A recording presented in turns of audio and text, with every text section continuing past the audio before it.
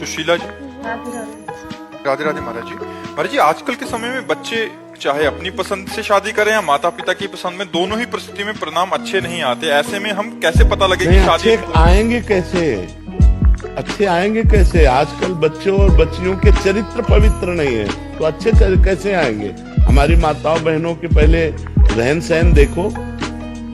बूढ़ी, हम अपने गांव की बता रहे हैं, बूढ़ी थी पर इतने से नीचे इतना, और आज बच्चे बच्चियां कैसी पोशाकें पहने, कैसे आचरण कर रहे हैं। एक लड़के से ब्रेकअप, दूसरे से व्यवहार, फिर दूसरे से ब्रेकअप, फिर तीसरे से व्यवहार, और व्यवहार व्यभिचार में परिवर्तित हो रहा है।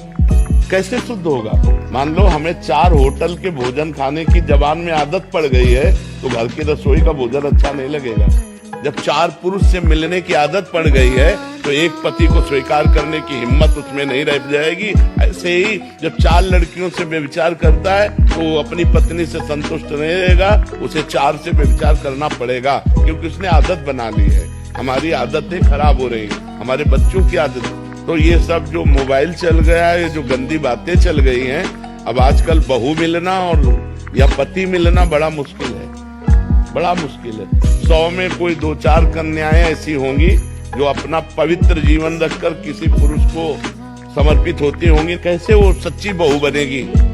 जो 4 लड़कों से मिल चुकी वो सच्ची बहू बनेगी? जो 4 लड़कियों से मिल चुका वो सच्चा पति बन पाएगा? तो अब ये हमारा भारत देश धर्म प्रधान देश है। अब जो हमारे देश में गलतियां घुस गई हैं, विदेशी ये माहौल घुस गया है। ये लिव इन रिलेशन क्या है? गंदगी का खजाना, गंदगी का खजाना। अरे हमारे यहाँ पवित्रता के लिए जान दे दी। जब मुगलों का आक्रमण हुआ तो पवित्रता के लिए जान दे दी, लेकिन छूने नहीं दिया शरीर को। और आज वही बच्चे, ये सब क्या है? अपने पति के लिए प्राण देने की भावना हमारे देश में रही है कि हमारी जान चाहे चली जाए, मेरे पति का बाल बांका न हो। और यहाँ पतियों के साथ ऐसा व्यवहार हो रहा है। अपनी पत्नी को प्राण माना गया है, अर्धांगिनी माना गया है। कहाँ हमारे देश की ये भाषाएं गई? ये इसीलिए हो रहा है क्योंकि पहले से व्यभिचार हो रहा है। नहीं, हमारे यहाँ बहुत पवित्र व्यवहार माना गया।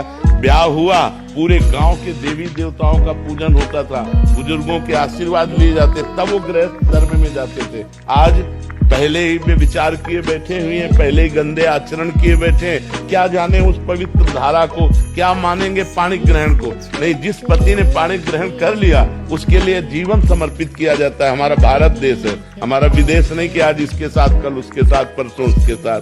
तो माता जी, अब सबसे बड़ी समस्या है कि बच्चे बच्चियां ही पवित्र नहीं है। वो अगर किसी तरह से पवित्र मिल जाए तो भगवान का वरदान समझो। हम कहते हैं चलो जो बच्चापन में गलती हो गई, लेकिन ब्याह होने के बाद तो सुधर जाओ। बड़ा विचित्र सब है।